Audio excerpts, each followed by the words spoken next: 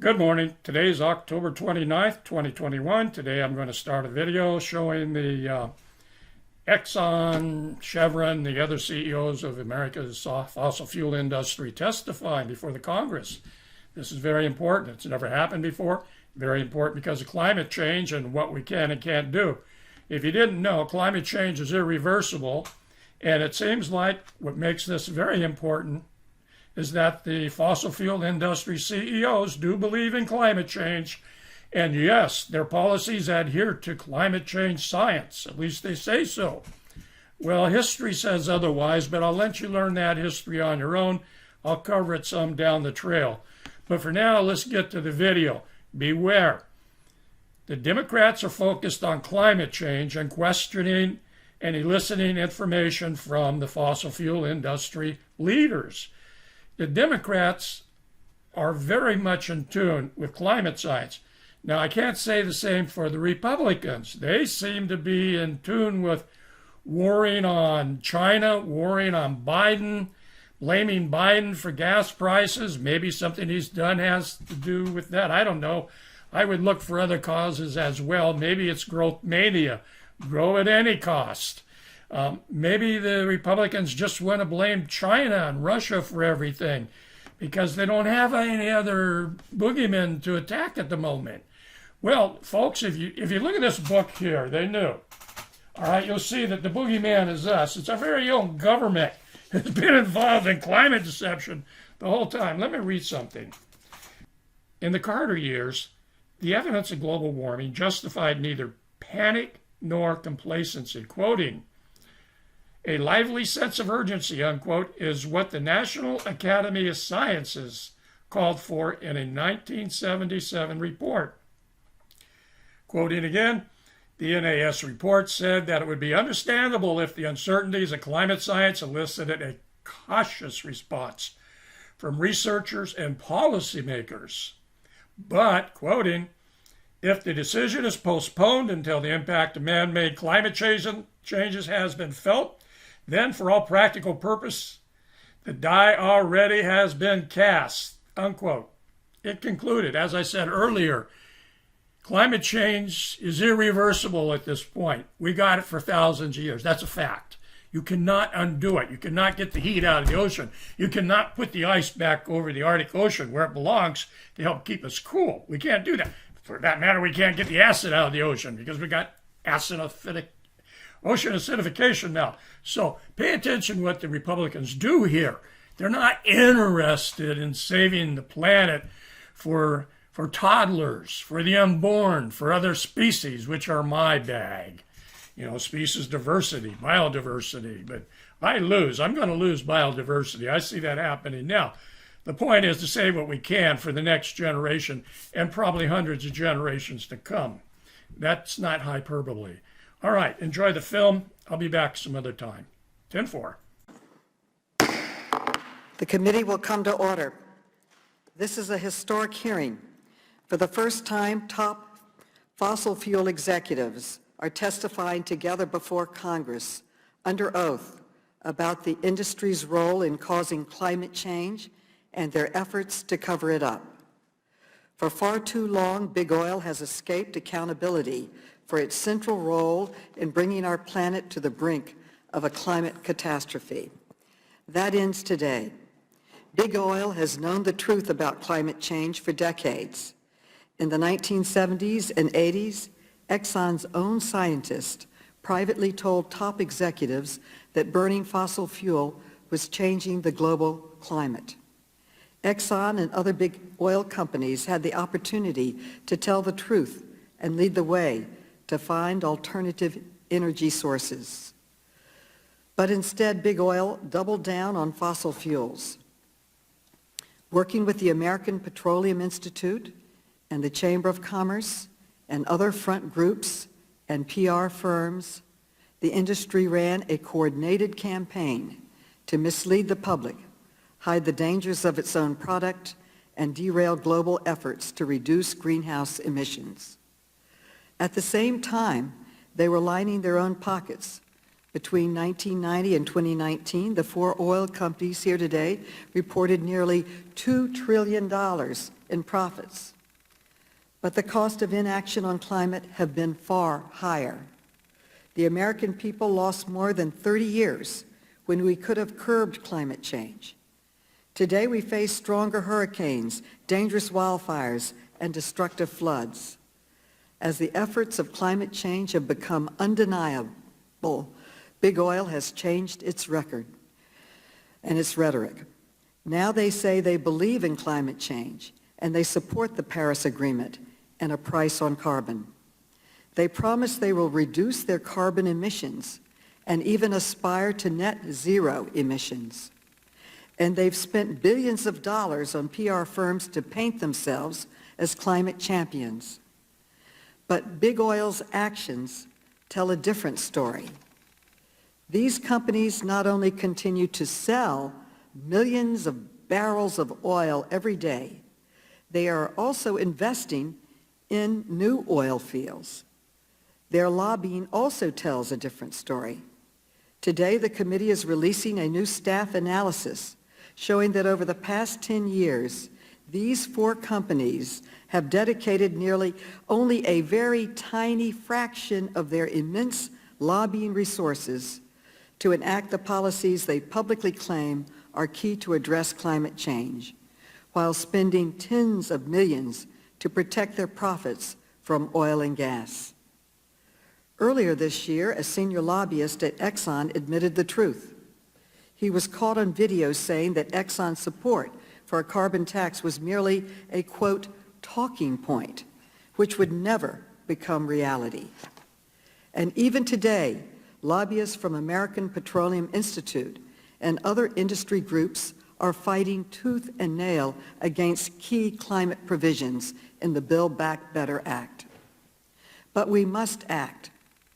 Just this week, the United Nations released a new report stating that nations' current climate pledges fall far short of what is necessary to avert catastrophe. These experts agree that we will still have a narrow and fast disappearing window to prevent the worst outcomes from climate change. To do that, we need to immediately cut fossil fuel emissions by 3 to 4% each year and rapidly transition to net zero carbon emissions. 27 years ago, 7 tobacco executives appeared in this room before Congress. Rather than admitting the truth about their product, the executives lied. This was a watershed moment in the public's understanding of big tobacco. I hope that today's hearing represents a turning point for Big Oil. I hope that today the witnesses will finally own up to the industry's central role in this crisis and become part of the change we need. That also means cooperating with this committee's investigation. We asked each of these companies for documents 6 weeks ago, but they have not come close to producing the key internal documents about climate change and the money trail we asked for. So let me be clear. We are at the beginning of this investigation. I assure you we will not stop until we get to the truth, and if we need to call the CEOs back to testify again, we will. After 4 decades of deception and delay, it is time for the fossil fuel industry to finally change its ways. Thousands of companies have already recognized the imminent threat of climate change and are working with community leaders and scientists to bring down emissions. It's time for Big Oil to finally join the rest of us in this fight. We can prevent a climate disaster while keeping energy costs low and creating good-paying jobs, but only if Big Oil acknowledges its central role in this crisis and commits to meaningful and immediate action. I now recognize the distinguished ranking member, Mr. Comer, for an opening statement. Thank you, Chairwoman Maloney, and I want to thank the witnesses for their willingness to testify before the committee today. However, I have concerns about today's hearing and the legitimacy of Democrats' so-called investigation of America's oil and gas companies. First, let me remind Chairwoman Maloney and committee Democrats that the Oversight and Reform Committee exists to root out waste, fraud, and abuse in the federal bureaucracy. When are we going to hold a hearing with the Biden administration cabinet member so we can hold the federal government accountable? It's critical that this committee examine the pressing concerns of American citizens. Inflation caused by the Biden administration economic policies is sitting at 5.4%. Gas prices are at a 7-year high, and heating bills are expected to rise as much as 54% this winter. The Biden administration continues to allow illegal immigrants to pour over the southern border. Questions remain about the disastrous handling of the Afghanistan withdrawal, all while the White House fails to manage the COVID-19 pandemic they said would be over by July 4th. Instead of convening hearings on any of these topics and holding Biden administration accountable for its actions, committee Democrats have called this hearing because they watched a deceptively recorded and edited 8-minute video clip of an Exxon lobbyist. Committee Democrats won't tell the American people that the basis of their misguided inquiry appears to be a multi-month operation launched by activist group Greenpeace UK involving fake websites and LinkedIn profiles, false job opportunities, and deceptive emails and interviews. Given the questionable activities undertaken by Greenpeace UK to obtain the so-called information at the heart of this investigation, the American people must question the legitimacy of the Democrats' actions. When committee Republicans asked Chairwoman Maloney to join us in requesting the full video back on August 12, 2021, they refused. Ironically, just yesterday, over 2 months later, the Democrats wrote saying they now would like to join our request. I don't know what took so long, but they apparently didn't want the full video to be shown at today's hearing. In reality, they don't want to see it, and they don't want the American people to see it. Democrats didn't invite the person who was secretly recording to the hearing today because they're more interested in a spectacle. Instead, committee Democrats took this questionable information and wrote letters to the CEOs who are appearing today. They requested internal documents and communications that these entities had with the federal government and lawmakers. They struck at the very heart of the First Amendment protections that exist for these groups and any American to petition their government. We raised objections to Chairwoman Maloney about the protected nature of these communications and the chilling effect these requests would have on the ability of entities to petition their government. However, Democrats have not bothered to respond to our concerns. The purpose of this hearing is clear: to deliver partisan theater for primetime news. Subcommittee Chairman Khanna went to the media threatening subpoenas months before any of the witnesses were even invited to testify. Now, despite receiving well over 100,000 pages of documents from today's witnesses, Democrats are complaining that no one is cooperating with them. Chairwoman Maloney, this hearing is simply a distraction from the crises that the Biden administration's policies have caused for the American people. Just last week, President Biden admitted that he had no solution for the skyrocketing gas prices. He said prices will not go down until 2022. That's a problem for all Americans, especially low-income households. Meanwhile, hours after President Biden took office, he canceled the Keystone Pipeline and put 11,000 workers out of a job overnight, including the Republican witness, Neil Crabtree, who is still looking for work. I look forward to hearing from the witnesses today, and I yield back. The gentleman yields back. The gentleman yields back. I now represent Chairman Ro Khanna for his opening statement. Thank you, Madam Chair. Representative Comer and I have a good relationship. This isn't about partisanship. This is about getting at the truth. Today, the CEOs of the largest oil companies in the world have a choice. You can either come clean Admit your misrepresentations and ongoing inconsistencies and stop supporting climate disinformation, or you can sit there in front of the American public and lie under oath. Now, let me remind you of a fact that I'm sure your many lawyers have brought to your attention. In 1994, the CEOs of the 7 largest tobacco companies appeared right here before our committee. They, too, faced a choice. They chose to lie under oath, denying that nicotine was addictive.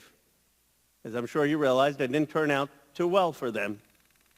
I hope Big Oil will not follow the same playbook as Big Tobacco. You are powerful leaders at the top of the corporate world at a turning point for our planet. Be better. Spare us the spin today. Really, we have no interest in it. Spin doesn't work under oath. We've all heard your spokespeople's talking points. Speak from the heart today. You will tell us your companies have contributed to academic research on climate science. That is true. But that is not the issue at hand. Despite your early knowledge of climate science, your companies and the trade associations you fund chose time and again to loudly raise doubts about the science and downplay the severity of the crisis. In short, the question is not, did you prevent academic research on climate science? No one says you prevented that, but did any of your executives at any point mislead the American public? You will say you've now seen the light. You will say you're for a carbon tax to have, quote, a talking point, even though the former Exxon lobbyist Keith McCoy tells us you believe, quote, it's not going to happen. You will say you're for the Paris Accords, of course. Most of you will say you're for working to reduce emissions, though notably one of you will say not the 80 to 90% of emissions that actually come from the gas you sell, just the 10% arising from your own operations. You'll tout carbon capture and storage, even though all of the carbon capture, and I want to make this point clearly, all of the captured carbon is being used to enhance oil extraction and actually increasing CO2 emissions in the world, even though there is no economically proven way to store CO2 indefinitely. Here's the problem. This hearing will show that your actions continue to be inconsistent with the climate goals you now espouse. I wish they were consistent. My goal, honestly, is not to embarrass you. It's not to have a gotcha moment. That doesn't help any of us. You actually have a moment to shine today. You could commit to changing course and taking actions that would avert a climate catastrophe. Or you could continue to deny and deceive out of a sense of institutional loyalty to your company's past. The choice is really yours. As you make it, think of the indigenous-led demonstrations last week and the 5 young activists from the Sunrise Movement who've been outside the White House on a hunger strike for 9 days and counting. They're putting their lives on the line because they know that countless thousands will suffer and die if we continue on our current path. Just today, don't think of yourselves as the CEO. Just think of yourselves as human beings. And I have this question. What will you do to end the hunger strike? What do you have to say to America's children born into a burning world? Find it in yourself today to tell the truth. It will be better for your company's futures, and it will be better for humanity's future. Thank you. And I now recognize Congressman Norman for an opening statement. Thank you, Chairwoman Maloney, and I want to thank the witnesses for their willingness to testify before the committee today. Today, committee Democrats have contrived yet another hearing to demonize the oil and gas industry.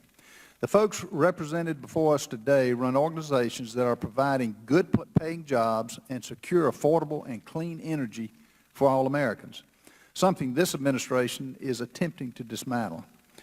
Instead of conducting actual oversight, as Congressman Comer mentioned, oversight that shows the disastrous decisions the Biden administration had made this year. The Democrats are focused on destroying an industry and the jobs it provides to distract us from the fact that they have no plan to recoup our energy workforce or energy independence. I assume that's why they canceled the Keystone Pipeline. I assume that's how they justify buying gas and oil from countries that don't like us. I assume they do not understand the effects of the Colonial Pipeline shutdown, what it had on this country. Now we're begging OPEC to make more oil and make it affordable. Members of this committee need to start focusing on the issues that are impacting everyday Americans and the consequences of an overly ambitious and unrealistic climate agenda. I don't know about the rest of y'all on this committee, but the people of South Carolina did not send me to Washington to bankrupt our country. And even the phrase, Build Back Better, needs to be changed to Bankrupt America Quicker. We should have a hearing about some of the proposals by Democrats to spend hardworking American taxpayers' money on liberal pipe dreams. I would love to learn more about the proposal to spend $3.5 billion for the Green New Deal Youth Patrol aimed at helping jobless climate activists. Does anyone really believe the Youth Patrol will reduce the impacts of climate change? Will the Youth Patrol make China and India less of a polluter than they are now? China continues to pollute at record levels while the United States continues to reduce emissions. Do Democrats really believe that putting the oil and gas industry out of business will suddenly make China less of a polluter? I'm afraid extreme proposals by Democrats will do nothing but destroy good-paying American jobs and ruin our economy. What Democrats won't discuss and how President Biden and his administration's policies have caused a litany of issues for the American people. This administration's out-of-control spending is causing inflation to skyrocket. As a result, Americans are now paying more for goods and services while taking home less money in their paychecks. Everyone can see that. And look on your screen, the price of gasoline today is $1.22 more per gallon than it was this time last year under the Trump administration. As we enter the upcoming holiday season, the price of a Thanksgiving dinner will be a minimum of 5% more expensive than it was last year. Americans are feeling the effects of inflation in their wallets, and I fear it will only get worse. Chairwoman Maloney will be getting you a letter to hopefully have the Democrats' expert, John Kerry, fly over here, I assume in his private jet on fossil fuel, to participate in a debate with him offering the expert for the Democrat side, and we let us have another expert that can contradict many of his statements. Mr. Kerry has a large contingent from the Biden administration, and I'm sure he can bring them in to help him out. The Biden administration is headed to attend this conference this year on climate change without a clear mandate from the U.S. Congress to make vague commitments that will never be met. And while the top leaders from the largest polluters in the world, as I mentioned, China, President Xi, refuse to participate. While the Biden administration is in the United Kingdom, back here in America, our constituents are dealing with the growing crisis related to supply chain, gasoline prices, rising prices at every level. It is truly sad that the American people are being abandoned by their leaders at such a critical moment. This crisis is not Democrat, it's not Republican, but it's intentionally caused by the Democratic Party of today. The oil and gas industry provide good-paying jobs that help Americans reliably heat their houses, power their cars, and keep the lights on through the storm when the sun doesn't shine. Folks, we're heading down a dangerous path with the Biden administration's policies. I fear this winter and going into 2022 will only continue to get worse. It was recently reported that the home heating costs this winter would rise as much as 54%. The Biden administration, as it has done on all the crises it has had over the last 9 months, has no plan to confront these mounting problems, especially that affect everyone, but especially low-income Americans. The United States has abundant clean energy, natural resources. We must use these resources to advance America's interests while continuing to lead the world in emission reductions. This is a path forward, but the Democrats want to block it at every chance they get. Thank you, Madam Chairman, and I yield back. Thank you. Now I would like to introduce our witnesses. Our first witness today is Mr. Darren Woods, who is the CEO of ExxonMobil. Then we will hear from Michael Worth, who is the CEO of Chevron. Next, we will hear from David Lawler, who is the CEO of BP America. Next, we will hear from Ms. Gretchen Watkins, who is the president of Shell Oil. Next, we will hear from Mr. Mike Summers, who is the president of the American Petroleum Institute. Next, we will hear from Ms. Suzanne Clark, who is the president and CEO of the U.S. Chamber of Commerce. Next, we will hear from Neil Crabtree, a former welder. Thank you. The witnesses will be unmuted so we can swear them in. Please raise your right hands. Do you swear or affirm that the testimony you are about to give is the truth, the whole truth, and nothing but the truth? So help you God. I do. I do. Let the record show that the witnesses answered in the affirmative. Madam Chair, Thank you, and without objection, your written statements will be made part of the record. And with that, Mr. Woods, you are now Madam Chair. recognized for your testimony. Madam Chair, Who seeks recognition? right here, I have a question. I'm curious, is there a reason why none of the witnesses traveled here to Washington today to represent their respective companies? They elected to appear remotely, and they have that right. Thank you, Madam Chair. Mr. Woods, you are now recognized. Thank you, Chairman Maloney, Ranking Member Comer, Chairman McKenna, Ranking Member Norman, and members of the Committee on Oversight and Reform. My name is Darren Woods. I'm the Chairman and Chief Executive Officer of ExxonMobil Corporation. On behalf of the company, I welcome the opportunity to participate in this important discussion today. ExxonMobil provides an essential component of modern society: affordable, reliable, and abundant energy. For more than 150 years, oil and gas has played a critical role in our society, improving human lives, raising standards of living, and enabling unprecedented economic growth. Without them, the living standards that we enjoy today would not be possible. Those of us fortunate enough to live and work in the United States and other developed countries often take for granted our ready access to energy. That is not the case for billions of people around the world. Many still lack basic electricity or clean cooking facilities for their homes. Access to reliable and affordable energy is more than a convenience. Energy delivers longer, healthier lives, better education, greater mobility, and improved living conditions. It's one of the basic requirements that power economies and societal progress.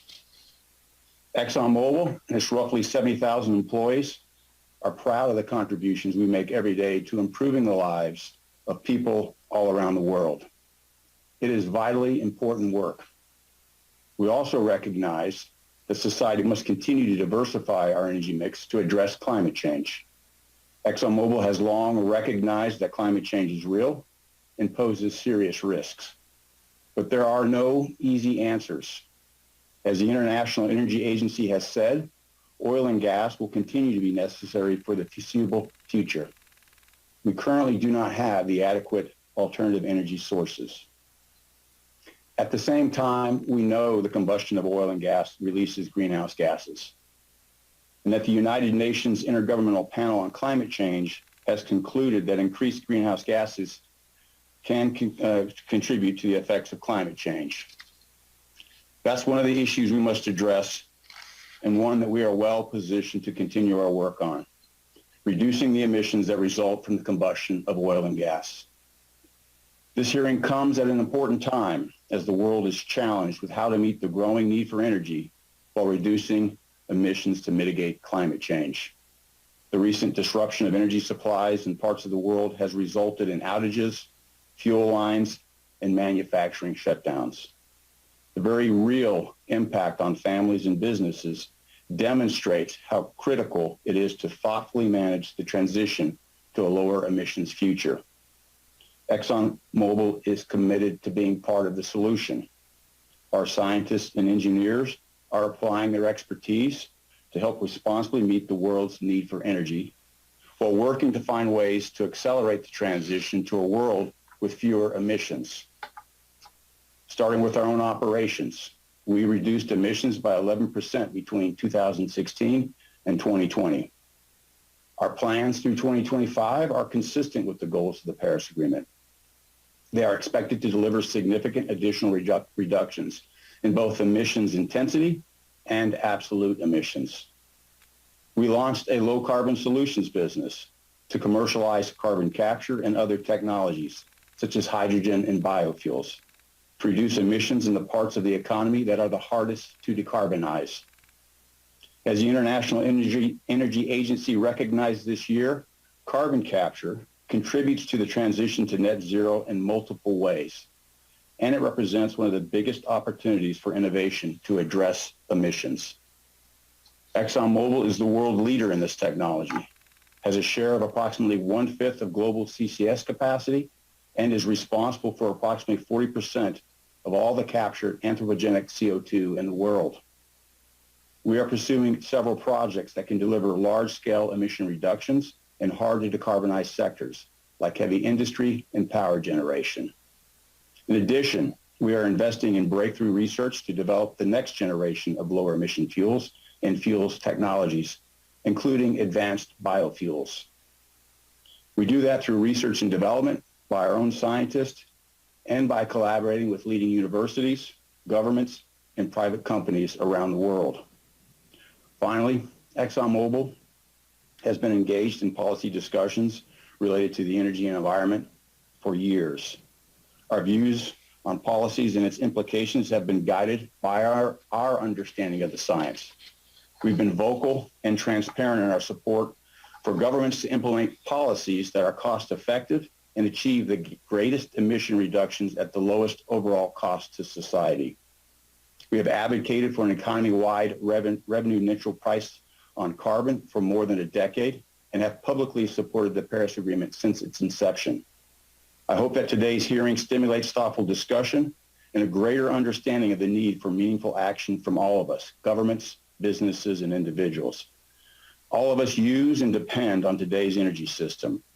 We all have a role to play in finding solutions to climate change that will reduce emissions while meeting the growing need for energy in order to improve lives around the world. I welcome your questions. Thank you, Mr. Worth. You are now recognized for your testimony, Mr. Worth. Chairwoman Maloney and Ranking Member Comer, Subcommittee Chairman Khanna, and Ranking Member Norman, members of the committee, thank you for the opportunity to speak with you today. My name is Michael Worth, and I am the Chair and CEO of Chevron. For more than 140 years, Chevron has proudly delivered energy that drives the world forward. Light, heat, mobility, mechanized agriculture, modern medicine. Quite literally, the food we eat, the clothes we wear, and the standard of living we enjoy are made possible by affordable, reliable, and ever cleaner energy. In many ways, our story and that of our industry track the history of human progress. These are stories of extraordinary achievements over the past century plus, achievements that were once believed impossible. Today, we're one of the world's leading integrated energy companies. We contribute to the communities where we operate by creating jobs, sourcing from local suppliers, and giving back to the community. Just as when we were founded in 1879, we continue to believe in the power of human ingenuity to overcome obstacles and find responsible solutions for meeting the world's growing energy needs to deliver a better future for all. The issue we're here to discuss today, climate change, is one of the biggest challenges of our time. At Chevron, we've been very clear about where we stand.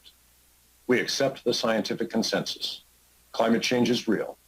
and the use of fossil fuels contributes to it. We are committed to helping address this challenge. I also want to address directly a concern expressed by some of those calling for today's hearing. While our views on climate change have developed over time, any suggestion that Chevron is engaged in an effort to spread disinformation and mislead the public on these complex issues is simply wrong. In recent years, conversations about climate have intensified. Innovation and technology have accelerated, and the energy system that underpins our global economy has continued to evolve. So has Chevron. We believe the future of energy is lower carbon, and we're committed to being a leader in making that future a reality. We've set ambitious targets for our own greenhouse gas emissions. We've announced a net zero aspiration for our upstream Scope 1 and Scope 2 emissions. And we intend to invest more than $10 billion to reduce emissions and grow new energy businesses. Our strategy is straightforward. We'll continue to be a leader in efficient and lower carbon production of the traditional energy the world uses today, while growing new, lower carbon businesses that will be a bigger part of the future. I look forward to sharing the actions we're taking, and more details about those actions are included in my written testimony. We welcome a thoughtful discussion about the path ahead and how we can achieve a lower carbon energy future, while at the same time avoiding supply disruptions and preserving American leadership in energy. As part of this discussion, the undeniable reality is that oil and gas remain an important part of the energy equation. Honest, thoughtful climate policy discussions should account for that. Chevron is a proud American company. The affordable, reliable energy that the more than 35,000 women and men of our company produce every day has improved the quality of life and enabled a higher standard of living for people around the world. Our products fuel hospitals, schools, offices, restaurants, stores, and homes. They enable the movement of goods around the world and right to our very doorsteps. They create good-paying jobs that support families across the country. And they enhance our national security by reducing dependence on foreign energy. This should all be part of the conversation as we seek an orderly and predictable energy future that works for everyone. Confronting the climate challenge requires critical thinking about investment, technology, pace, goals, and timetables. This must be a comprehensive effort. No one company, no one industry, and no one country can meet this global challenge alone. This is a conversation necessarily about both supply, which Chevron helps to provide, and demand, driven by consumers worldwide. At Chevron, we believe government action, in partnership with the private sector, is essential to enable evolution of the energy system, and we stand ready to work with you. Thank you, and I look forward to your questions. Thank you. Mr. Lawler, you are now recognized for your testimony. Chairmanwoman Maloney, Ranking Member Comer, Chairman Khanna, Ranking Member Norman, and members of the committee. I'm Dave Lawler. Thank you for the opportunity to speak today about BP's low-carbon transformation and our ambition to get to net zero by 2050 or sooner, and to help the world get there too. I first joined BP in 2014 as head of our oil and gas operations in the continental United States. I was named chairman and president of BP America last year. Our U.S. operations are part of the economic fabric of this country. We directly employ some 10,000 people, support nearly 250,000 jobs, and contributed $60 billion to the national economy last year. Almost a quarter century ago, BP was among the first major companies in our industry to recognize publicly the scientific consensus about the human contribution to climate change and supported policies to address it. That recognition has guided many of our decisions since then. These decisions include launching a separate low-carbon energy business in 2005, which invested more than $8 billion over 10 years. By 2007, BP publicly supported carbon pricing. When we announced our net zero ambition in February 2020, we recognized it wouldn't be easy, but we believed it was vital for both society and the success of our business. We know that the world's carbon budget is finite, and we've set clear, verifiable, short and longer term targets on our path to net zero. By 2025, we aim to grow our low carbon investments to $3 to $4 billion per year, and then to $5 billion per year in 2030. This would represent nearly a third of our projected capital expenditures. At the same time, by 2030, we expect to reduce our global oil and gas production by 40% from a 2019 baseline. Beyond capital investment and reduced production, we plan to eliminate routine flaring in our U.S. onshore operations by 2025. We also have an ambitious global methane intensity target of 0.2% based on our industry-leading measurement approach. I recognize that some may doubt how serious we are about our net zero ambition. I get it. Our progress hasn't always been a straight line. But we've learned a great deal, and we view the path we're on as a business imperative. That's one reason we continue to report regularly on our progress. And we've already taken concrete steps to meet our targets. Through the first half of 2021, we more than doubled our 2019 low-carbon investments to $1.1 billion, undertaking transformative offshore wind and solar energy power generation projects in the United States. This doesn't mean BP is getting out of the oil and gas business. As we transition, our oil and gas business will continue providing the energy the world needs while funding our investments in wind, solar, and other renewable energy sources. As we work to make BP a net zero company, we are trying to help the world get there too. We've redoubled our advocacy in support of policies to address climate change. We've advocated directly and with a range of partners to advance carbon pricing at the state and federal level. We're advocating for the direct regulation of methane emissions from the oil and gas industry.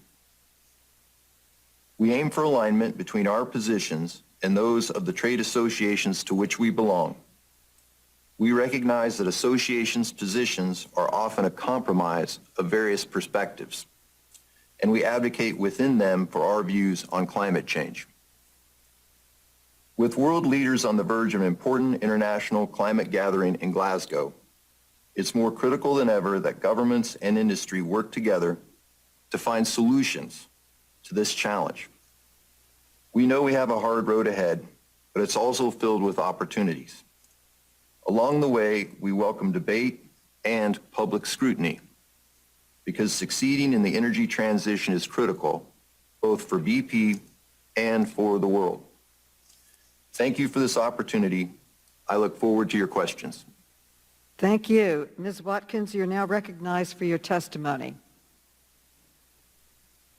Chairwoman Maloney, Chairman Khanna, Ranking Member Comer, Ranking Member Norman, and members of the committee, thank you for the opportunity to be here today to discuss the urgent need for action on climate change and Shell's effort to advance society's transition to a lower carbon future.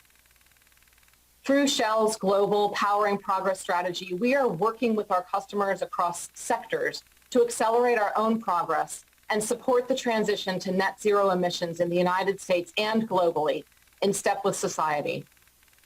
Shell has been and remains vocal about the needed energy transition, and we continue to advocate for sound carbon policies that support the transition to renewables and lower carbon energy sources, including seeking to ensure a transition that is fair and equitable.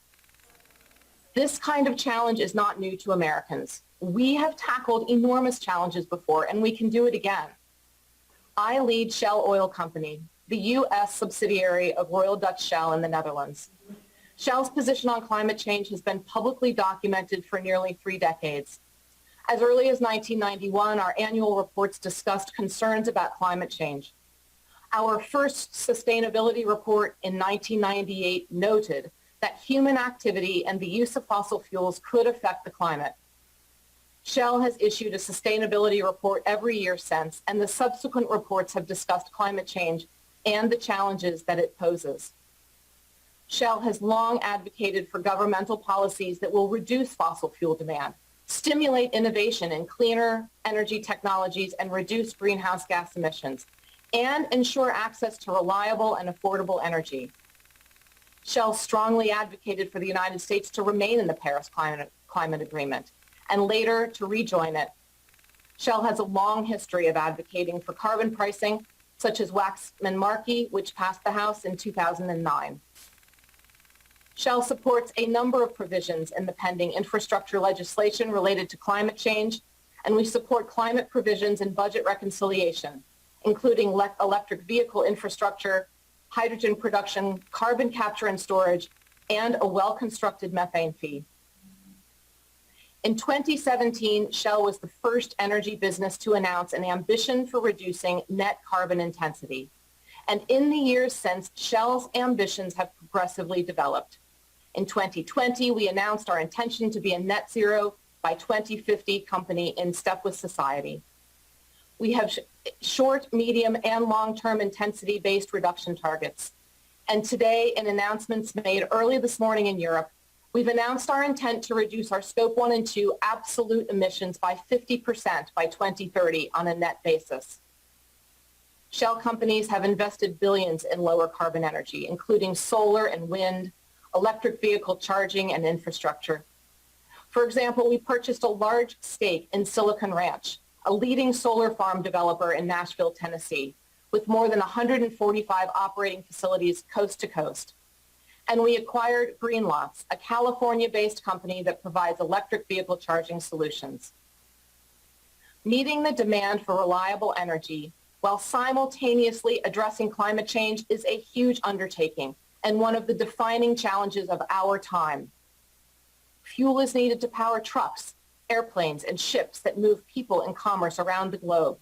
Petrochemicals are needed for everything from clothing to cell phones, from hand sanitizer to the fibers in the masks we have all become accustomed to wearing. For this reason, Shell will continue to develop fossil fuel energy sources, yet even here we are seeing an energy transition. For example, Shell's production in the Gulf of Mexico is among the lowest in the world in greenhouse gas intensity, and we do not anticipate frontier exploration for new oil and gas repositories after 2025. We are committed to a leadership role in the energy transition and continuing to provide the life-sustaining and life-enabling products that Americans need. Shell is proud of its history providing energy to consumers in the United States and around the world, and we look forward to enabling a future where we all move to net zero emissions. Thank you for the opportunity to be here, and I would be happy to answer your questions. Thank you. Mr. Summers, you're now recognized for your testimony. Chairwoman Maloney, Ranking Member Comer, Chairman Khanna, Ranking Member Norman, and members of the committee. Thank you for the opportunity to testify before you today. My name is Mike Summers, and I am President and Chief Executive Officer of the American Petroleum Institute. API is the national trade association representing all segments of America's oil and natural gas industry. Our nearly 600 members, from large integrated companies to small independent operators, provide much of our nation's energy and develop safe, responsible operational standards. API's mission is to promote safety across the industry globally and to advocate for public policy in support of a strong, viable U.S. oil and natural gas sector. I would like to focus on 3 points. First, our member companies make products that enable modern life. every day, the men and women of America's oil and natural gas industry provide the energy to maintain our quality of life, power our economy, and improve the condition of people here at home and around the globe. This industry meets Americans' needs with a strong commitment to safety, reliability, and environmental performance. And it is my high honor to work in this essential industry. Second, we meet today at a defining moment, one where energy demands are rising, and the focus on a cleaner environment has never been greater. Climate change is real, industrial activity contributes to it, and the challenges of ushering in a lower carbon future are massive and intertwined, yet fundamental. It is the opportunity of our time to address climate change while meeting the world's growing need for energy. API released a series of policy proposals, industry actions, and initiatives in our climate action framework to make a measurable difference in advancing energy and environmental progress. This plan is centered around advancing innovation and technology to tackle this challenge. The 5 main actions are: 1, accelerating technology and innovation to reduce emissions while meeting growing energy needs. 2, further mitigating emissions from operations to advance additional environmental progress. 3, endorsing a carbon price policy by government to drive economy-wide, market-based solutions. 4, advancing cleaner fuels to provide lower carbon choices for consumers. 5, driving climate reporting to provide consistency and transparency. In the meantime, API and its members are not waiting for a government mandate to address the real and serious challenge of climate change. Our view is that innovation is the foundation of meaningful action, and as such, our industry is making significant investments in carbon capture, hydrogen, and cleaner fuels. API companies are actively reducing methane emissions from their operations through technologies and other solutions. More work remains, but one area where experts agree is that oil and natural gas will continue to be the leading energy sources for decades to come. And it is important that we take action to reduce emissions while providing that energy. In closing, API supports climate action. Governments, industries, and consumers must accelerate policy and technology solutions together.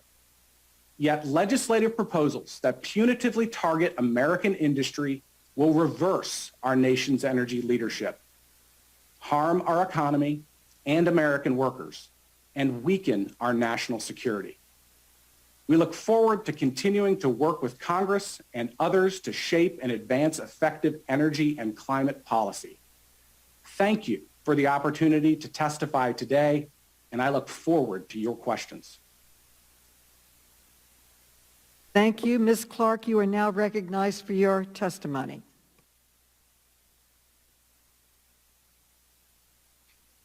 Chairwoman Maloney, Ranking Member Comer, Chairman Khanna, Ranking Member Norman, distinguished members of the committee, thank you for inviting me to testify today. Since March, I've had the privilege to serve as the President and CEO of the U.S. Chamber of Commerce, and I appreciate this opportunity to discuss our efforts to address climate change. The Chamber's position is clear. The climate is changing, and humans are contributing to these changes. Addressing the climate challenge with bold solutions and advancing economic prosperity are not mutually exclusive. We can achieve both goals, and the Chamber is dedicated to doing so. The Chamber's message on climate is also clear. Inaction is not an option. We advocate for market-based solutions to reduce emissions while supporting U.S. competitiveness, national security, and working people across America. We have focused on effective climate solutions, and we see ample common ground for all sides to come together to advance policies that are practical, predictable, and durable. The American business community is essential to developing, financing, building, and operating the solutions needed to effectively combat climate change and meet our energy needs. Businesses are already taking action by investing in technology and enhancing their efficiency. Their actions are good for business, the economy, and our planet. The government also plays a critical role in our country's efforts to address climate change. We believe Congress must enact durable climate policy with bipartisan support.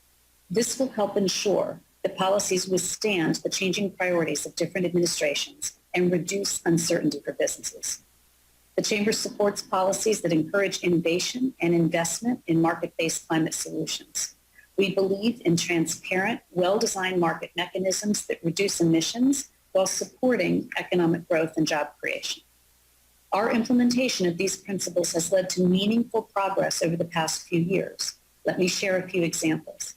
The Chamber played a leading role in the 2020 passage of the Energy Act, the most significant climate and energy legislation adopted in more than a decade. Over several years, we mobilized business community support, partnered with NGOs and others to get the bill enacted. We worked closely with policymakers on both sides of the aisle to ensure that it contained innovation-focused measures that addressed climate change, promoted American technological leadership, and fostered economic growth. The Chamber also played a leading role in bipartisan legislation to implement a phase down of hydrofluorocarbons, which will significantly reduce emissions that contribute to global warming. We have called for direct regulations on methane emissions from oil and gas operations and worked with Congress to improve pre-disaster mitigation and resilience policies. We also strongly supported the Biden administration's decision to rejoin the Paris Climate Agreement, and we engaged early with this administration and provided principles for its consideration as it revised the U.S. national emission reduction commitments. Finally, this year, we organized a coalition in support of bipartisan infrastructure legislation that would advance efforts to decarbonize the economy. Building smart, modern, resilient infrastructure has long been a priority of the Chamber. The bipartisan infrastructure framework is exactly the type of bold, economy-growing action needed to address climate change. The Chamber and its members are proud to support it as standalone legislation. Our country has made positive strides forward and could build greater momentum with bipartisan cooperation on the solutions before us, and we must. More needs to be done to protect our planet for future generations. Earlier this year, President Biden's climate envoy, former Secretary of State John Kerry, stated that 50% of the reductions we have to make to get to net zero are going to come from technologies we don't yet have. Whether or not 50% is the right figure, Secretary Kerry's central point is correct. We must take urgent action now to develop the technologies necessary to meet our climate goals. I'll say it again, inaction is not an option. For more than 100 years, the Chamber has advocated for pro-growth policies that help businesses of all sizes create jobs, strengthen communities, and grow our economy. There is broad consensus across our membership and the business community that combating climate change is an urgent issue, requiring citizens, government, and business to work together. The Chamber remains dedicated to working with Congress to identify solutions that improve our environment. Thank you, and I look forward to your questions. Thank you. Mr. Crabtree, you are now recognized for your testimony. Mr. Crabtree. See here. Thank you, Chairwoman Maloney and Ranking Member Comer and all the distinguished committee members. It's definitely not something that I'm proud of, but I may have been the first casualty of the Build Back Better plan. 3 hours after President Biden's inauguration, I lost my job on the construction of the Keystone Pipeline. Now, I realize this was only one project, but what I really feared was the consequences the decisions would have on my future. And now I see those fears being realized. Not only did I lose an opportunity for employment on the Keystone, but I'm losing employment opportunities because of energy companies seem to be hesitant to plan other needed projects that we need in this country. And all this is happening while the demand for energy is rising. The Build Back Better shouldn't mean the total neglect and destruction of our energy infrastructure as we know it. People from coast to coast are feeling the pain of rising energy prices, and there seems to be no thought given to the hundreds of thousands of workers in this industry or the millions of products that we use every single day that are provided by fossil fuels. And there shouldn't be a fear of a heating shortage in the Northeast this coming winter, but yet here we are. And Americans need to know that there isn't a fuel shortage. That's not the cause of the rising prices. Rising prices are a direct result of the lack of infrastructure that it takes to get the products moved to where they're needed mostly, and it's mainly pipeline construction. The construction of the Atlantic Coast Pipeline, the Constitution, the Penn East would have all taken much needed energy to the Northeast this year. Instead of being built and being in service, they're now canceled. And they were canceled because of overregulation and a push for a green new energy sector that just isn't capable or reliable enough to provide the energy that we need right now. Every penny in the increase of energy on Americans, it takes about $1 billion out of the pockets of Americans over a year's time. And I can't see how that's a popular decision right now. And I believe that elections in the coming years are going to prove that point. The CEOs and the presidents of the companies that are gathered here today have provided this country with something that we've all demanded. And that's clean, affordable, reliable energy. We've built military bases in other countries to protect resources. Our government has contributed to this, and to treat these CEOs as villains, I don't agree with it. The disruption of the Colonial Pipeline earlier this year should have proven just how important that the work that myself and these companies do really is. I mean, we took one pipeline that was down for 1 week, and we seen the panic it caused. And I was hoping it would shed a light on a bigger problem, and that is, why do we only have one pipeline servicing such an important part of this country? And the answer is simple. It's because of it costs right now more to permit and plan a new pipeline than it does to actually build one. And neglecting to add to the capacity with new pipelines is a dangerous thing for our country, just like neglecting roads and bridges. Now, I believe it's going to take an all-of-the-above approach for our energy future. Renewables are going to play a part. They will be developed. Carbon technology needs to be developed. But we can't demonize the fossil fuel industry. It's only going to hurt the economy and the country. Now, I belong to a union that specializes in pipeline construction, and I've spent over 25 years, developing the skills that I have, and I'm compensated well for it. And the government's idea of shutting down my industry and retraining me in another career, it's not realistic. I'm too far in life to be starting over at an entry-level position. It's just not realistic for me. And now there's a whole generation of workers coming up that if they want to pursue careers in the green energy, then I support that, just like I support private companies' rights to develop green energy. What I don't support is a government limiting my employment opportunities in my chosen field, especially when the product is in huge demand. To sum this up, the administration is having a direct negative impact on energy prices in this country. They're having an impact on my ability to find work right now. My crisis right now isn't the climate. My crisis is the mortgage payments I have due every month. It's the food I need to put on my table, and it's the health care I need to provide to my family. And instead of demonizing the CEOs and presidents that are here today, I would like to thank them for the opportunities they've provided me and my family and my union to work in these past few decades. And I look forward to any questions you might have. Thank you so much. Pursuant to Rule 9C, the chair authorizes an hour of extended questioning to be equally divided between the majority and the minority for this hearing.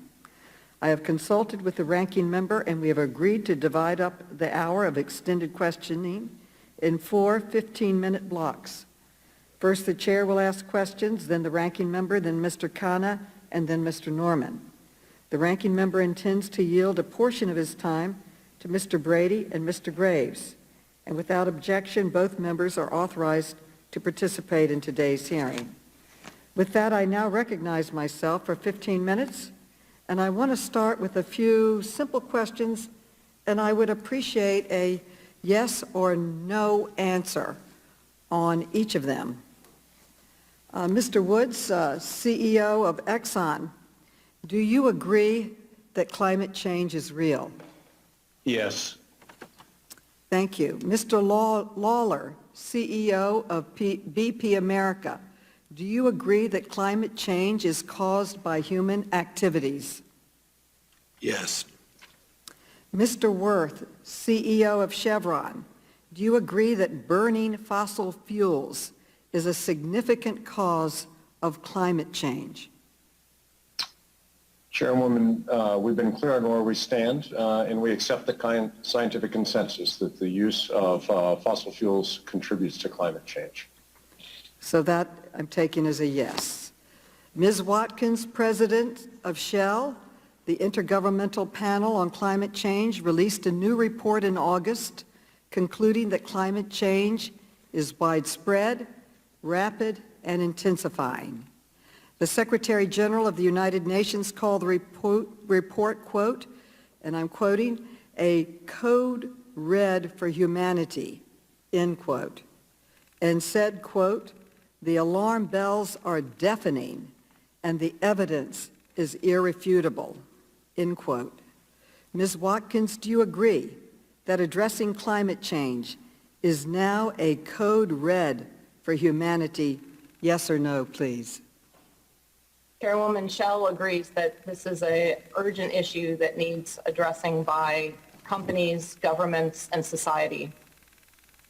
And it's not just the United Nations that called it a code red. Last week, the Defense Department issued a report calling climate change, quote, an existential threat to our nation and the world. Ms. Watkins, do you agree climate change is a threat to our existence? Chairwoman, I agree that climate change is one of the biggest challenges that we have in the world today, which is why at Shell we're in action on providing lower and no carbon products to our customers. We believe this is something we're all in together. We need to work in collaboration with society, with governments, with other companies and other industries. But do you agree that it's an existential threat? Yes or no? Yes. Yes or no? I agree that this is a defining challenge for our generation. Absolutely. Well, let me put it another way. Does anyone on the panel disagree with the statement from the United States and the Defense Department that climate change is an existential threat to our existence? Does anyone disagree?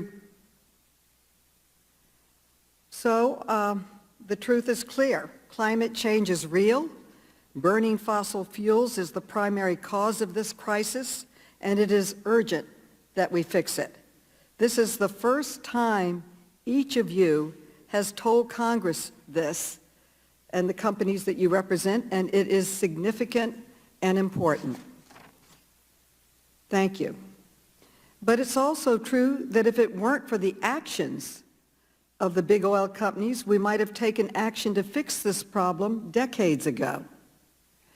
Mr. Woods, I want to ask you about some public statements that your predecessor, Lee Raymond, made in 1996 and 97 as the world was debating an agreement to reduce greenhouse gas emissions known as the Kyoto Protocol. Here's what Mr. Raymond said in 1996, and I quote, "Currently, the scientific evidence is inconclusive as to whether human activities are having a significant effect on the global climate," end quote, and I'd like to place his statement in the record without objection. And this was no slip of the tongue. In 1997, he gave another speech where he denounced the effects in Kyoto and said, quote, "The case for global warming is far from airtight," end quote. Mr. Woods, when Exxon's CEO made these remarks about the inconclusive nature of the scientific evidence, were they consistent with the views of Exxon's own scientists? Yes, Chairwoman, thank you for the question. Appreciate the opportunity to address that.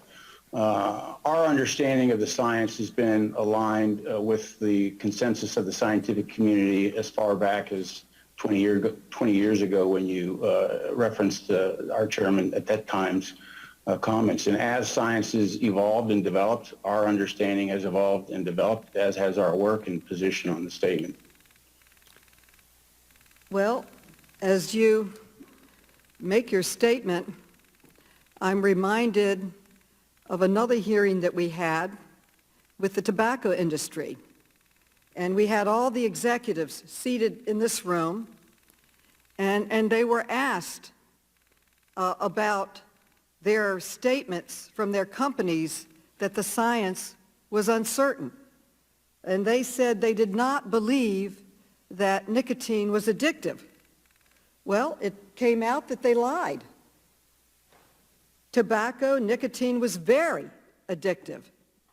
And now I'm hearing from you that the science that was reported publicly, where your executives were denying climate change, we know that your scientists internally were saying that it's a reality.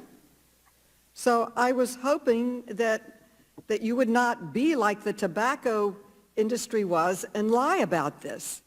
And I was hoping that you would be better than the tobacco industry and that you would have come out with the truth, and I'm disappointed with the statement that you made.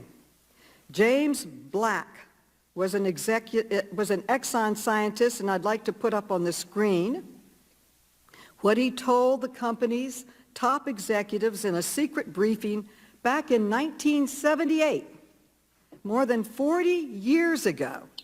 And he said, and I quote, "There is a general scientific agreement that the most likely manner in which mankind is influencing the global climate is through carbon dioxide release from the burning of fossil fuels," end quote. And Mr. Black was not the only Exxon scientist to recognize that burning fossil fuels would cause dangerous climate change. In 1982, Roger Cohen, one of Exxon's most senior scientists, wrote a private letter to Exxon's management, and I'm putting it in the record. He said there was a, quote, "scientific consensus about the impact of increased carbon dioxide on the climate," and there was, quote, unanimous agreement in the scientific community, end quote, that doubling carbon dioxide levels would lead to significant climate change.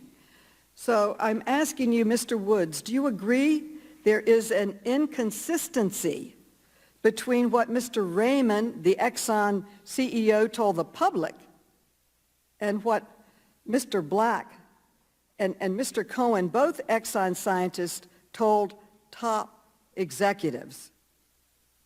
Chairwoman, no, I do not agree that there was an inconsistency. If you look at the full extent of that report, you'll find that the comments in the report and that briefing to our management committee, which was not a secret meeting, was entirely consistent with where their Intergovernmental Panel on Climate Change was and where the general consensus of the scientific community. And I think our position in that has continued to evolve with the scientific community. I think our messaging has been that this is a complex problem that's going to require thoughtful, practical solutions, and that has been something that we've continued to emphasize over time. Reclaiming my time, I think the quotes speak for themselves. I'm putting them in the record. There is a clear conflict between what Exxon CEO told the public and what Exxon scientists were warning privately for years. But you don't need to take my word for it. In 2019, two former Exxon scientists testified in this very hearing room They were here where the tobacco executives were, and they testified before Representative Raskin's subcommittee. They said Mr. Raymond's statements were just plain wrong. One former Exxon scientist, Dr. Martin Hoffert, testified, and I quote, Exxon was publicly promoting views that its own scientists knew were wrong. And we know that because we were the major groups working on this, end quote. And the disinformation from Exxon did not end there. In 2000, Exxon ran an advertisement in the New York Times entitled Unsettled Science.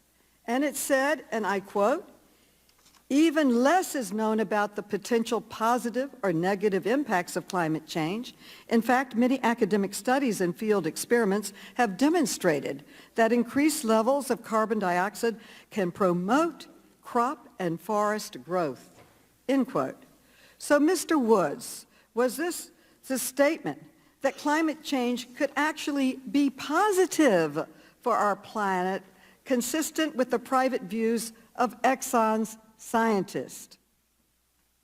Chairwoman, if you read the full article that was advertised that you referenced there, it concludes with a statement that says we know enough now that governments, people, and companies should be taking reasonable action to address the risk of climate change. So again, I would come back and say that our position in this space has been consistent with the general consensus in the scientific community. Our research was in line with that. It was a small Thank you portion. so much. Reclaiming my time, the documents tell a different story. Let me read you an excerpt from a 1982 memo, which I'd like to place in the record, that M.B. Glasser, Exxon's manager of environmental affairs, sent to Exxon management about the potential impacts of climate change. And he wrote, there are some potentially catastrophic events that should be considered, end quote. He said those events could include melting ice caps and flooding along the East Coast, including in Florida and Washington. And another private memo from 1981 issued similar warnings. Mr. Cohen, a top Exxon scientist, wrote that it was distinctly possible that climate change would, quote, produce effects which will indeed be catastrophic, at least for a substantial fraction of the Earth's population, end quote. And that also, unanimous consent to place in the record, Mr. Woods giving these grave warnings from Exxon's own scientists over and over and over again. Do you believe that it was ethical for Exxon to run a New York Times advertisement that downplayed the risk and instead highlighted the potential positive impact of climate change? Chairwoman, I would again say, if you look at the full context of the memos that you're referencing, the messaging that came across in those full memos and is very consistent with what the general consensus of the scientific community was. And our advertorial that you mentioned, again, concluded that there's enough knowledge to know that we should be taking action, that people, governments, and companies should respond and take practical, reasonable action. And that was consistent with what the scientific community was at the time. And as time has progressed, we've continued to maintain a position that has evolved with science and is today consistent with the science. Our witnesses today would like you to think that their actions that I have laid out and put in the record are ancient history, but they are not. Just this year, an Exxon senior lobbyist, Keith McCoy, was caught on a video boasting about these efforts that deceived. Let's play that clip now, please. Did we aggressively fight against some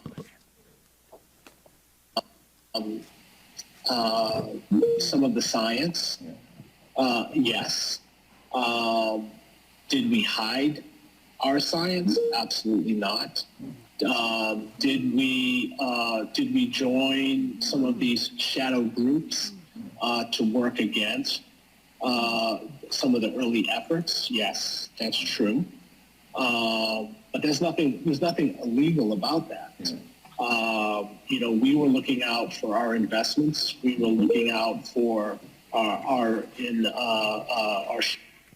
And how did Exxon respond? Did they come clean about this shocking conduct? No.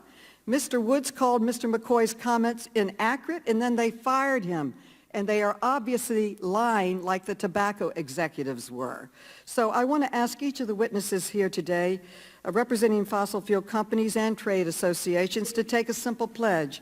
I want each of you to affirm that your organization will no longer spend any money, either directly or indirectly, to oppose efforts to reduce emissions and address climate change. Ms. Watkins, will you take that pledge on behalf of Shell? Chairwoman Maloney, we spend a lot of money in lobbying for climate policy right now, and I can pledge. Will you take that pledge, yes or no? If you just want to filibuster, I'll take it as a no. Yes or no? Will you take that pledge that you will stop spending money with dishonest? I will pledge that we will continue to spend our money on climate advocacy, climate policy advocacy, as we have for many years now. So in the interest of time, let me ask the rest of the industry representatives on this panel, do any of you refuse to take this pledge? If you refuse to take this pledge, will you please just raise your hand? Chairwoman Maloney, what I would say is that we have stopped all reputational advertising at BP. Will you take the pledge? I know that you've taken steps in the right direction. I heard that in your testimony. Thank you. Will you take the pledge, yes or no? Well, for your specific pledge, what we're pledging to do is advocate for low-carbon policies that do, in fact, take the company and the world to net zero. That's the pledge I'm willing to commit to. Well, I'm asking if you'll stop spending money either directly or indirectly to oppose efforts to reduce emissions and address climate change. Just stop spending money. Madam Chair. That's on lies. Time. Okay, I take that you don't want to take the pledge. All right. I hope that... Madam Chair. I hope that we're, after... We're nearly 2 minutes over. Okay, may I just close for 1 second? I hope that after 40 years of misleading the public to block climate action, our nation's oil and gas industry will finally change its behavior and join the many good corporate citizens, community leaders, scientists who are working together to save our planet and our children. I now yield to my good friend and colleague, Ranking Member Comer. Thank you, Madam Chair. Mr. Crabtree, thank you for appearing here before the committee today, and I'd like to ask you what it's like to be a worker in this Biden economy. How long had Joe Biden been president before you were fired from your position working for the Keystone Pipeline? Thank you for the question, but I think I made that clear in my opening statement that it was 3 hours after I'd lost my job. Now, I've got to be truthful and I've got to be fair. I've got to work since then, but most of the work that we're doing now is kind of maintaining the aging infrastructure, the pipeline systems that we have in this country now. And like I said in my testimony, not adding additional capacity when there's still such a great demand for it is causing these fuel prices to rise. And to me, it's a serious national security issue when we have to write letters to OPEC asking for more oil. It's a serious issue when we consider drawing oil out of the Strategic Petroleum Reserve. The Strategic Petroleum Reserve wasn't put in place to bail out incompetent let me say, we're going to talk a lot about that during this hearing, and I appreciate that. My next question, did President Biden or anyone from the White House ever apologize to you for creating a situation where you lost your job immediately upon his taking office? Well, of course not. I'm just a simple welder. I wouldn't expect an apology.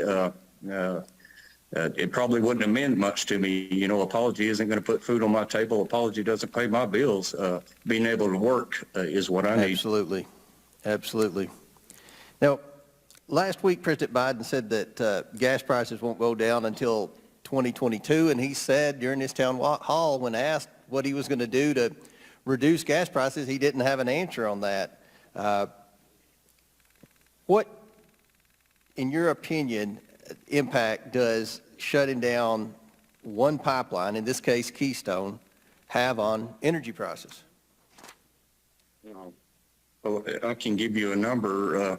Number one is transportation cost.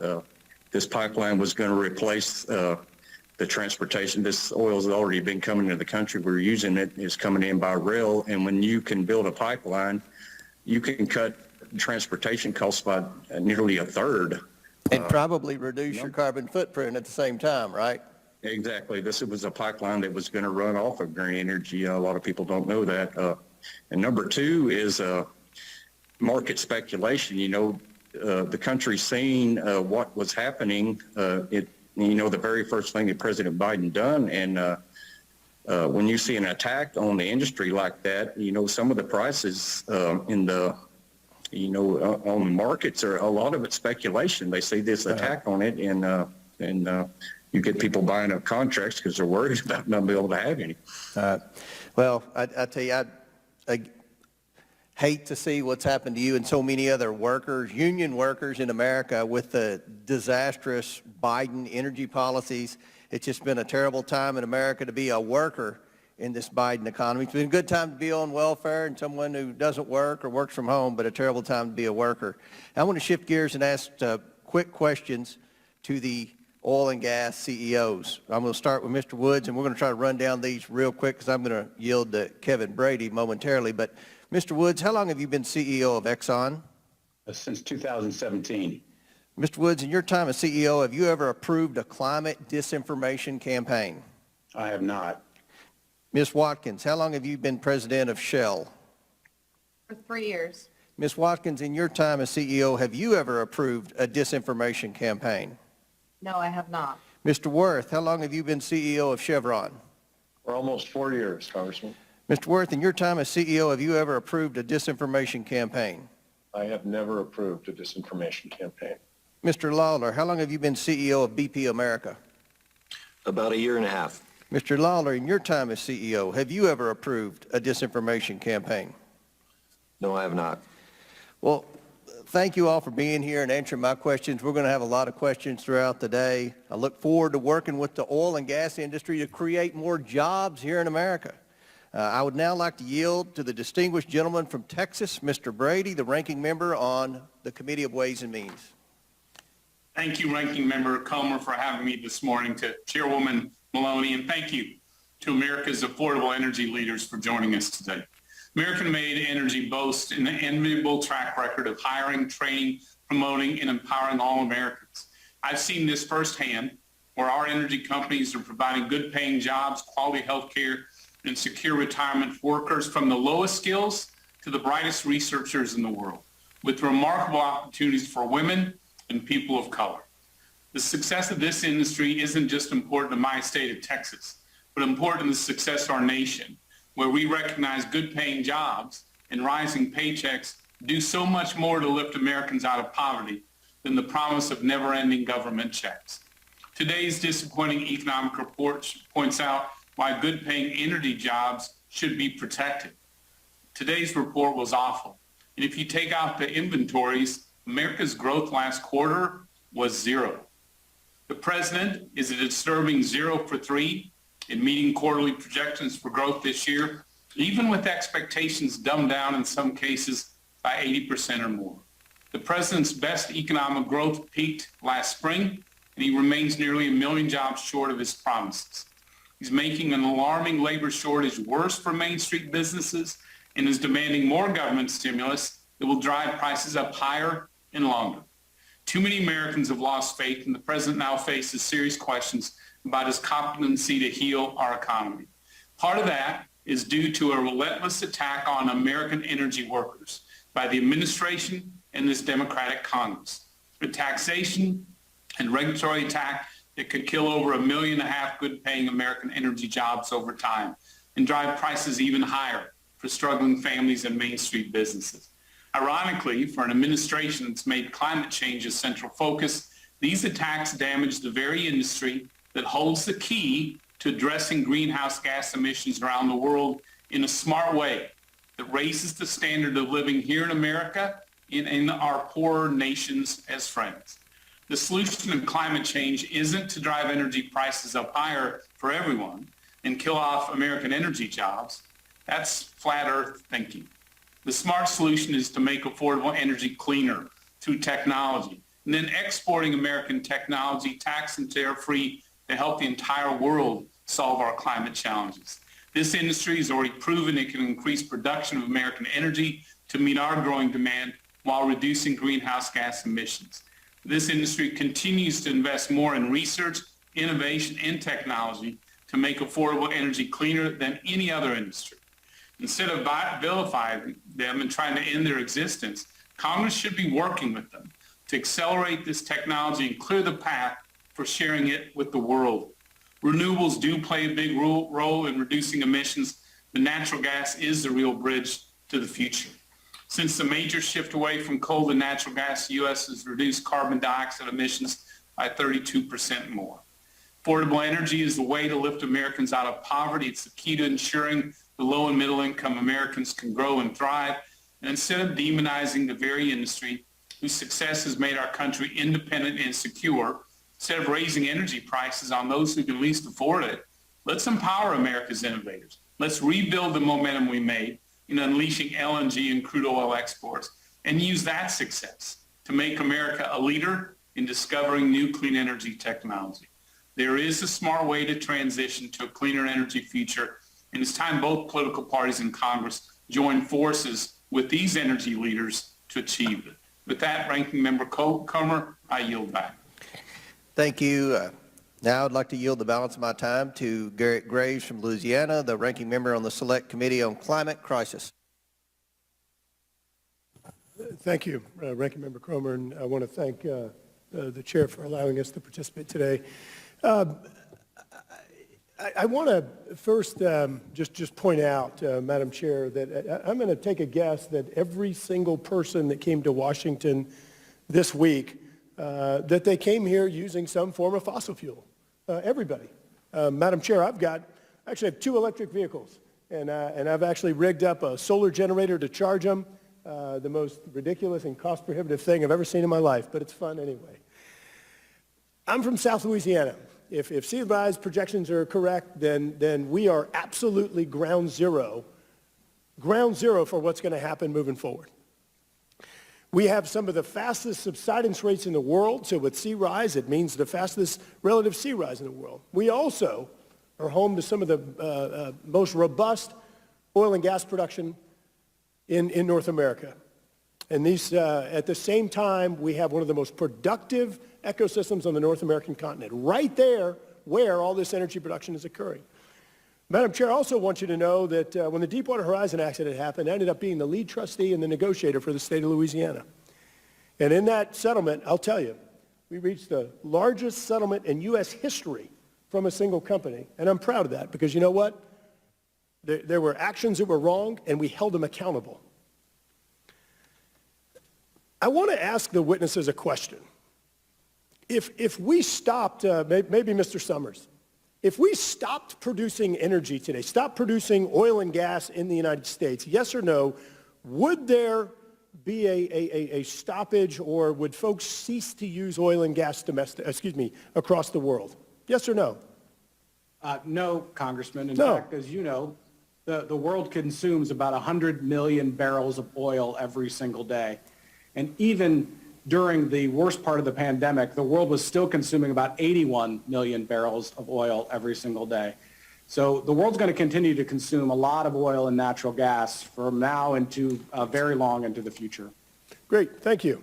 I want to go back, and I apologize. I was in and out because we had another hearing going on. I believe it was Shell, but I may be mistaken, that noted in their testimony that the most efficient energy production in terms of emissions on the globe, some of the most efficient on the globe, is actually in the offshore Gulf of Mexico. Could one of you confirm that, whoever noted it in your opening testimony, make sure I heard that correctly? Yes, Congressman. Hi, it's me, Gretchen Watkins from Shell.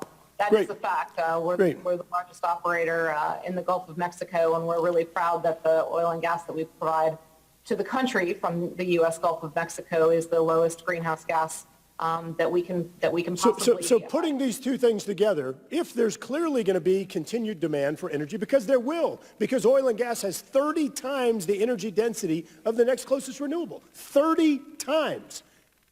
So there's going to continue to be demand. We produce it most efficiently in the United States. Why would we stop? Everybody in this committee used it to get to work this week. Everybody did. You know, something else that's really interesting as we sit here and demonize the United States and these very people that are here today on the witness panel. The United States has led the world. We've reduced emissions more than the next 12 emissions-reducing countries combined. I'm going to paraphrase a quote of the executive director of the International Energy Administration, who said, the United States' progress on reducing emissions associated with energy is the most historic in world history. Madam Chair, these people on the panel, these are the people that did that. Mr. Summers, could you tell me what primary source of energy resulted in this decrease in emissions? It was natural gas. Thank you very much. So natural gas, the very thing that we're talking about banning here. Madam Chair, I would like to read you a quote from a letter. Quote, today we call on you to use all your authority to take timely action to pressure OPEC and cooperating countries to increase world oil supplies. Okay? I'll say it again. Asking OPEC to increase world oil supplies. You know which awful Republican members of Congress or people asked for this? That would be Maria Cantwell, Senator Menendez, Senator Schumer, and Senator Markey. Quote, May 18, 2018. Madam Chair, and I'd like to ask that this be included in the record. Madam Chair. Without objection. More recently, on August 12th of this year, a number of Democrat members of Congress effectively asked the same thing. And as I heard noted earlier today, Jake Sullivan, as well as other White House officials, asked OPEC to increase oil production. If we produce it most efficiently, what are we doing by stopping it?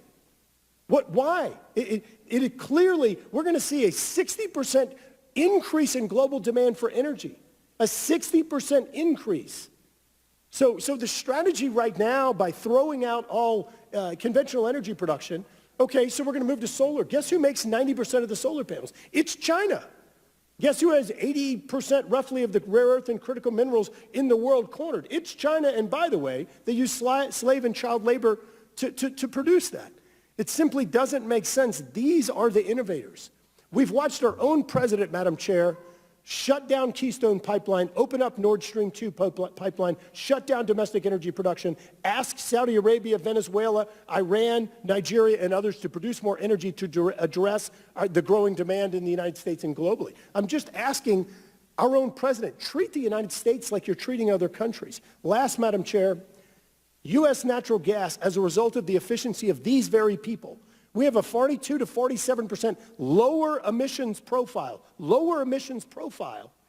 than Russian gas being delivered to Europe or Asia.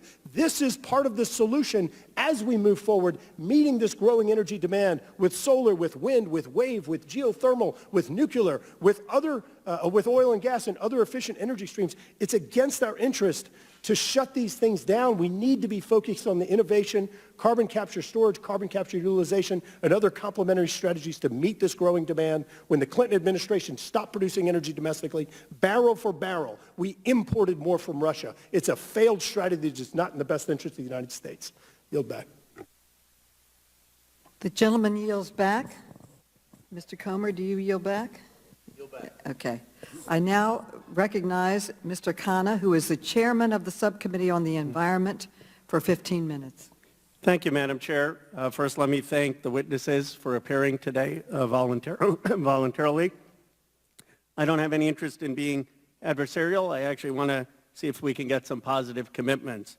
Let me start out where I think we'll agree. Mr. Woods, what's impressive is that in 1977, Exxon had a report that said, quote, there is general scientific agreement that the most likely manner in which mankind is influencing the global climate change is through carbon dioxide release from the burning of fossil fuels. Mr. Woods, I assume you'd agree with that Exxon conclusion, yes? Our work was consistent with what the scientific community was saying at the time, yes. And in your role as CEO, as you told Representative Comer, you would never today endorse statements that blatantly contradict climate science, correct? Correct. And so if an organization, for example, today were to say they do not believe in the linkage between fossil fuels and warming, I assume you would say that's false, correct? I wouldn't support that statement. You would say it's false? And looking at the full context of the statement, I'd make a judgment on that, but that's... I mean, you would say it's false that there's no linkage between fossil fuels and warming, correct? I mean... The combustion of fossil fuels leads to emissions, which is linked to climate change, yes. Okay. And I assume you know that your former Exxon CEO, Lee Raymond, made exactly that statement in 2002, nearly 25 years after Exxon's report. He said, quote, he does not believe, quote, that the science establishes the linkage between fossil fuels and warming. Now, I'm glad you admitted that that statement is false, and I really don't want to dwell on the past. But in the spirit of giving you the chance to turn the page for the company, I assume you would acknowledge that Mr. Raymond's statement was a mistake and the company regrets it, correct? I think Mr. Raymond's statement was consistent with the science at the time. I don't even want to argue that, Mr. Woods. I don't even want to argue that. We could go back and forth. You said it's a false statement. You know, when I make a statement that's wrong, when most people make a statement that's wrong, they say, okay, it's a mistake, we regret it. I'm just asking you for that. I assume now that it's a false statement that the company regrets making it and would acknowledge that, right? I think the expectation would be that we'd look at that at the time it was said, and years ago that was. But forget whether it was consistent or not. Can you just acknowledge that it was a mistake to make? If someone makes a mistake, just say it was a mistake, and you regret that statement was out there. Would you say that? I don't think it's fair to judge something 25 years ago with what we've learned since that time. I'm disappointed that you're not even willing to say that something is a mistake. Doesn't inspire a lot of confidence about, introspection and going forward. I'm surprised, actually. I thought you would just say it's a mistake. It's not asking you much to say, hey, it's a mistake that someone's put that out. Anyway, let me move on.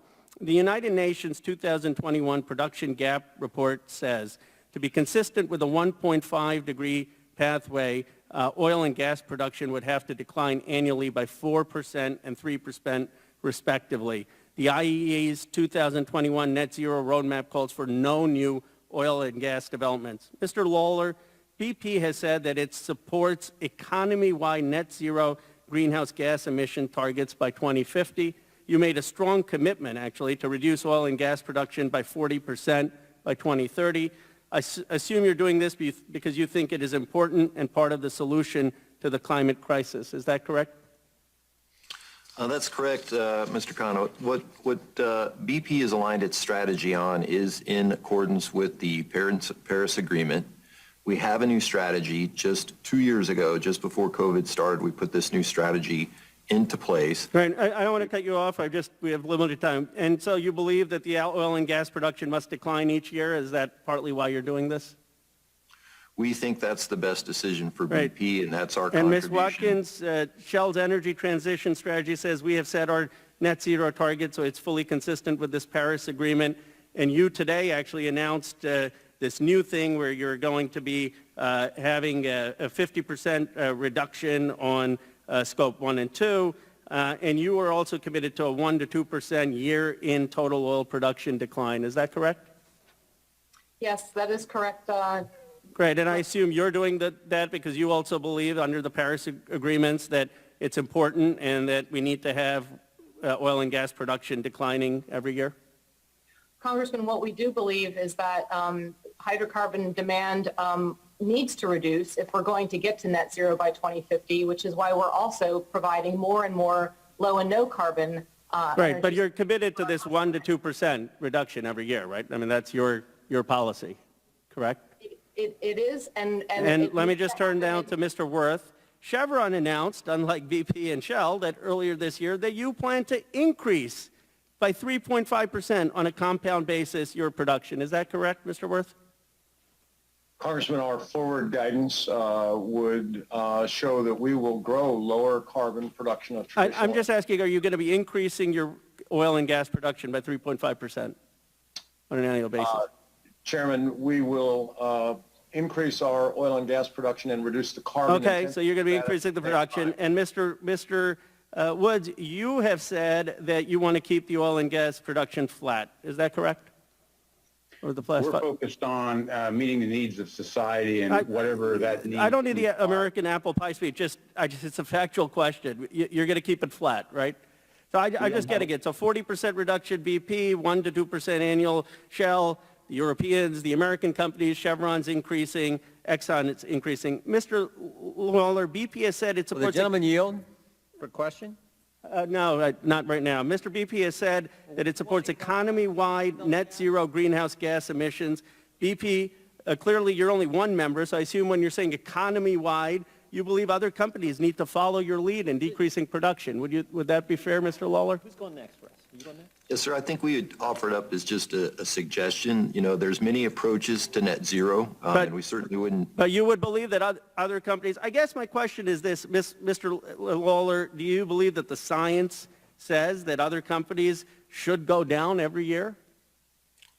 Well, I think what we would agree with is the IPCC report, the scientific consensus that action needs to be taken to lower emissions is real, it's significant, and BP is in action on that. Let me just ask a yes or no question on this, Mr. Worth. Are you embarrassed as an American company that your production is going up while the European counterparts are going down? Congressman, as we have already heard, demand for energy is going up in the world. Okay, so you're not embarrassed. And do you commit to do anything? I'm just asking an open question. It's not a gotcha question. Do you commit to do anything to matching your European counterparts to try to bring the actual demand of oil production down? Congressman, with all due respect, I'm very proud of our company and what we do. I'm proud of the companies in this industry. So, no, you won't reduce... You won't. And Mr. Woods, would you commit to matching your European counterparts to reducing the production of oil like both Shell and BP are doing? We're committing to lowering our emissions. No, are you committed to lowering the production as Paris Accords say, or no? It's the issue, Mr. Chairman. It's a yes or no. You could say, you could explain why you're not, but are you committing? Could you commit to lowering production or not? We're going to lower emissions, which is the source I'll of take the that issue as a that no. we're trying to address. Let me move to a new point. Ms. Watkins, you know, so far you seem like the star here. I mean, do you agree that IEA, that the electric vehicles are vital to decarbonization? I assume you do, because you said the rise of electric vehicles is vital to decarbonizing road transport? Yes, we believe that to be Great. the case. Mr. Lawler, I assume you agree with this, because you say energy use in road transport is key. It needs to be dominated by electrification? Yes, sir. We believe that EVs are significant. Yes, both of your companies, along with Exxon and Shell, support the American Petroleum Institute. And Mr. Summers, you're here. You're the head of API, and you said, quote, the government efforts to promote electric vehicles would leave everyday drivers high and dry, unfairly burden non-EV drivers, and be costly for taxpayers and consumers. In fact, you've been participating in, quote, state-by-state multi-million-dollar battles to squelch utilities' plans to build charging stations across the country. Ms. Watkins, on this panel with you is Mr. Summers, the head of API. Will you take the opportunity today to tell him that his opposition to electric vehicles is wrong, and that instead of opposing tax credits for electric vehicles, he should support them? Chairman Khanna, we're a member of the API for a number of reasons. I know, and I respect that. Can you just tell him to stop the electric vehicle advertising? If you say that today, he'll stop. You give him $10 million a year. We have a number of conversations, of course, ongoing conversations. Could you just tell him that today? Just tell him, please stop the electric vehicle advertising. It'll help us in Congress. Just tell him to stop. So I'd like to speak on behalf of Shell. And here at Shell, we very much believe electric vehicles are part of the future, which is why we... If you would tell him to stop, it would be really helpful. The other, help the president. He's really trying to do what you're asking the president to do. The other thing is, I saw your positive statement today. I was really happy. You said you're for a well-crafted methane fee. You know who's been advertising against the methane fee? API. API, $500,000 in the last 3 months on Facebook advertising alone against the president's agenda on the methane fee that you supported this morning in your great statement. You added it. Your staff crafted a statement and you said, no, we want to have well-crafted methane. Can you please tell API to stop the advertising on the methane fee, against the methane fee? There are several places where we are not fully aligned with the API. We've been Please very just tell them to stop. Mr. Lawler, anyone, will you tell them to stop? Mr. Lawler, will you tell them to stop the advertising? Yeah, Mr. Khanna, we've been in active communications with API now from the time I joined. And he's sitting right next to you on the virtual screen. Just say stop. You know, just speaks plainly. Say stop the advertising against electric vehicles. Stop the advertising against methane.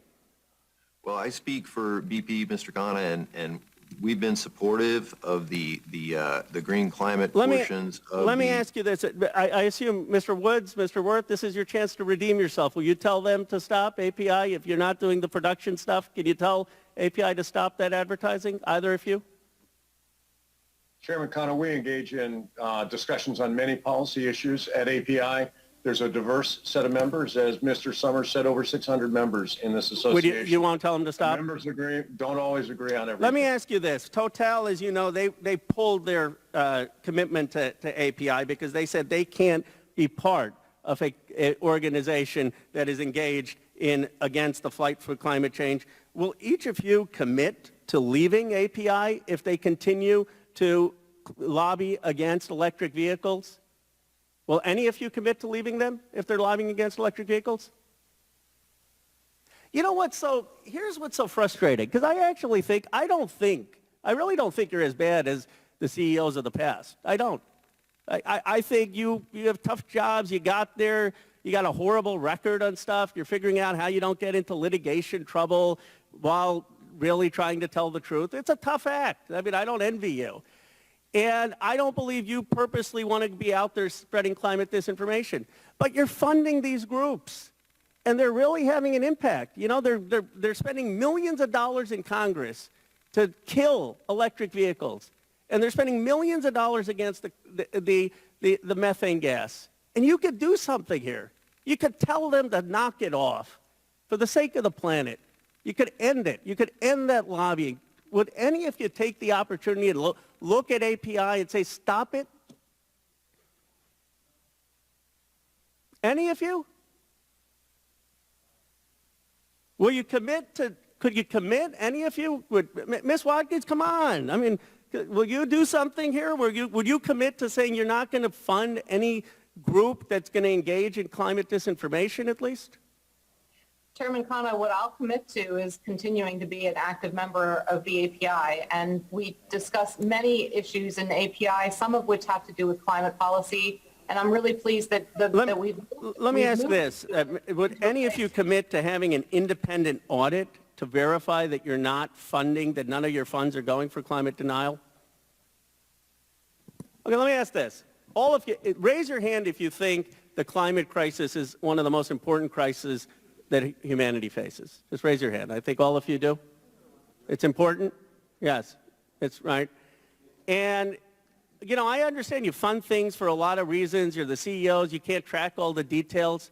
But if your money is going to organizations that are against the fundamental values that you claim you stand for, don't you think you have some obligation to monitor where the money is going and to make some commitment today to the American people? Right now, your position to the American people is not gotcha. This is like actually trying to understand where you said. You're saying we're just going to spend, we'll have conversation. If they want to do false advertising, fine. We'll talk to them behind the scenes. Are any of you today prepared to make any statement saying we're going to take accountability on something so important and stop funding groups that are actively engaged in any form of climate disinformation? I'll give all of you the last word, so my time is up. Any form of commitment in any way, even with a bunch of weasel words, would be great. Please go. Everyone will have a chance to answer. Chairman Khanna, I'll start by saying that we have been issuing for the last several years trade association reports where we very clearly lay out with a great deal of transparency where we are aligned and where we are somewhat misaligned with trade associations. In fact, We left a trade association because we were so misaligned that we didn't see a way of getting back in alignment. We've been transparent about that, and I will commit to you today that we will continue to drive increased scrutiny on a number of areas around climate policy in that arena. Mr. Lawler? Yes, sir. So BP has 7,000 ChargeMaster stations in the UK on their way to 70,000 charging stations by the end of the decade. We're very much for EV use. We advocate that with an API and other organizations, and we'll continue to do that, sir. Mr. Worth? Madam Chair's time's. I just, if they can ask, if the two, Mr. Worth and Mr. Woods, could just answer, and I'm not going to ask anything more. They went over a couple minutes. Okay. Mr. Worth or Mr. Woods, do you have anything? Chairman Connor, Very quickly. We engage with a number of organizations, and we don't control and may not always agree with the positions taken or statements made by industry groups and other organizations. We engage in constructive dialogue. What I can tell you is that our position is that climate change is real, the use of fossil fuels contributes to it, and we're committed to helping advance a lower carbon future. We make our positions very clear going into the trade associations, and then we work with them to try to advance those positions consistent with the broader view of the membership that each of the organizations serves. And I would point out the API has evolved the climate position and supports carbon tax along with a number of other constructive climate policies. Okay. You're back. Thank you. The gentleman yields back, and I now recognize for an equivalent amount of time Mr. Norman, who is the ranking member of the Subcommittee on the Environment, for an equivalent amount of time. Thank you, Chairwoman Maloney. For my questions, I'd like to yield to Jim Jordan. Oh, I thank the gentleman for yielding. The previous speaker used the word frustrating. I'll tell you what's frustrating is a member of Congress telling American oil and gas companies to reduce production at the same time the President of the United States is begging OPEC to increase production. That may be the dumbest thing I've ever heard, but that's the scenario we're in. God bless Chevron saying they're going to increase production. What does the gentleman want? $8 gasoline? $10 gasoline for the very families that we all represent? This is craziness what they're talking about. I yield back to the gentleman. Thank you for yielding me 30 seconds. Thank you so much. Mr. Summers, did you realize back several months ago at an oversight hearing, I asked Ms. Greta Thunberg, who is a spokesman, for the Green New Deal and other issues the Democrats have. She has 17.9 million followers. I asked her, with China and India, how are we going to get them to cut their emissions when they're the leaders in the world and America has come down on emissions? Do you realize she said they were going to ask them to? Is this a proper response, in your opinion? Thank you, Congressman, for your question. As you know, the United States accounts for about 12.6% of world emissions, and our emissions continue to go down year on year. China's emissions account for about 32.6% of world emissions, and their emissions continue to go up. The key point is that, yes, climate change is real, and that we need to step up to the plate and do what we can to address the climate challenge. But at the same time, this is a global challenge.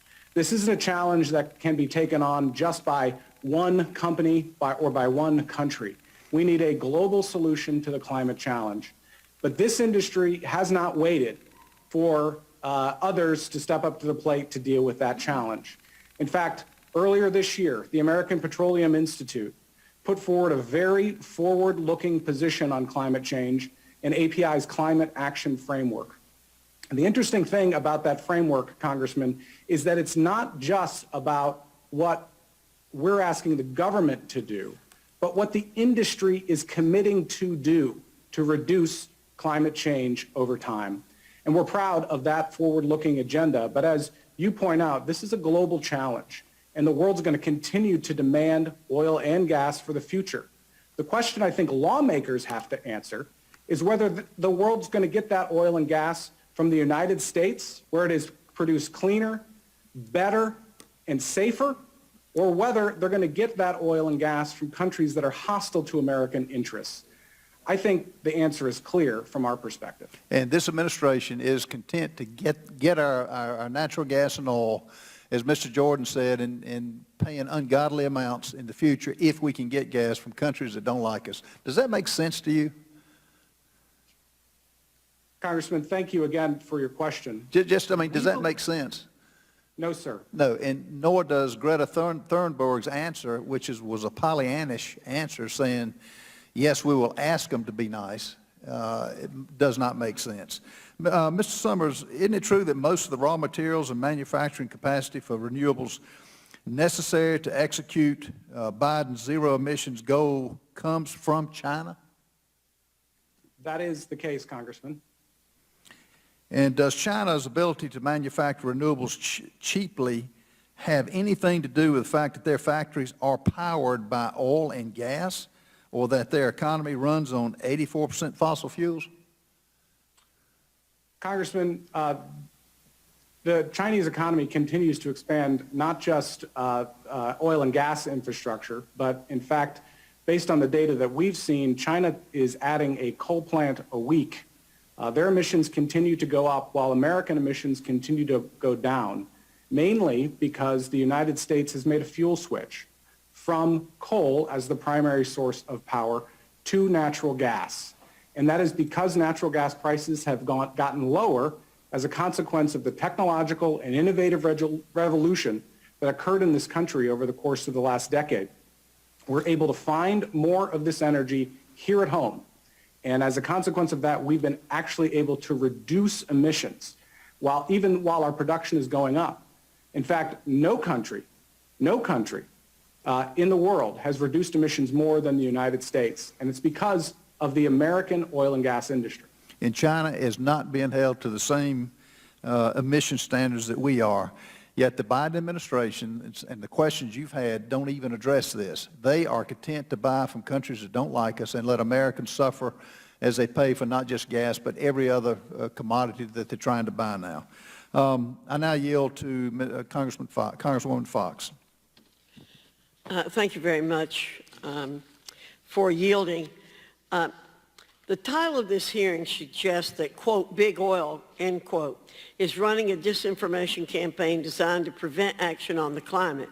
However, it's clear that this hearing is part of a Democrat-led disinformation campaign to distract from the Biden administration's failed policies that are hurting average Americans.